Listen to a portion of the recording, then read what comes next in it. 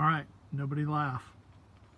I was looking for a place to fit my new expansion tank, or I should say reutilize the existing coolant expansion tank, because I like that tank. I really hated for it to go to waste, but it's so darn long. I was having trouble finding a place for it. I happened to be underneath working on something else, and I noticed an empty spot. And sure enough, after a little bit of playing, that's where the tank fits. The back end of it is right in beside the bracket that the headlight's bolted into, which is actually the inner bumper. I was able to cut down the existing mount so that it could be welded to the front bumper, and then I put a couple of support struts, one vertical one and then there's a horizontal one on the other side, to support it.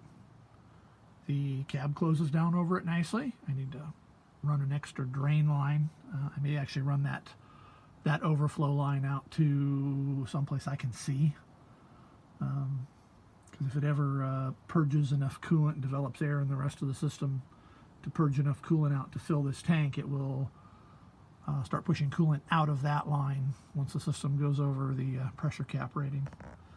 And that would be good to be able to see that. If the tank was 2 inches shorter, I actually could have mounted it vertically right in here, just in between the headlight and the winch opening. It would have stood up vertically right there with the pressure cap going out over the top of the front bumper. It could have been behind a little access door on the grill to reach it. But as it is, with the cab up, you can see it easy enough. With the cab down, all you do is lift this flap up and you can see it.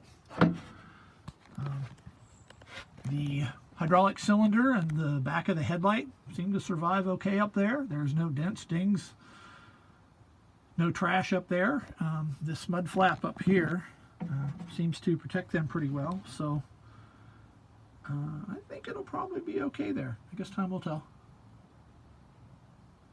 Anyway, it's been through a couple of heat cycles now, and I've added a little bit of coolant to it after each heat cycle as it purges the final little bits of air, but it seems to be expanding and contracting nicely into the tank. With all the modifications I've done, I reduced the coolant volume down to about 8 gallons. 7.5, 8 gallons.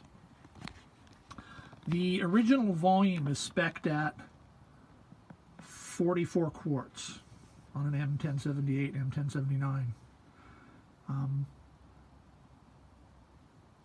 Including what I could get out of the expansion tank and the elbow, I got exactly 10 gallons out of this beast, including draining the block.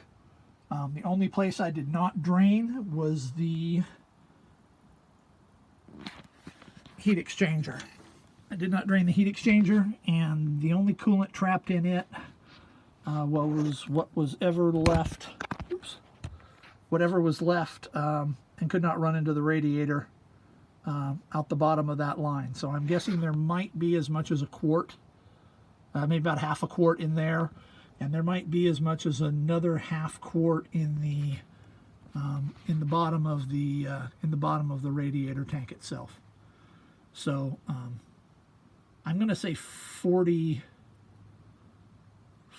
quarts, vice 44, because that's all I could get out. There wasn't anything anywhere else. Everything else was bone dry. So,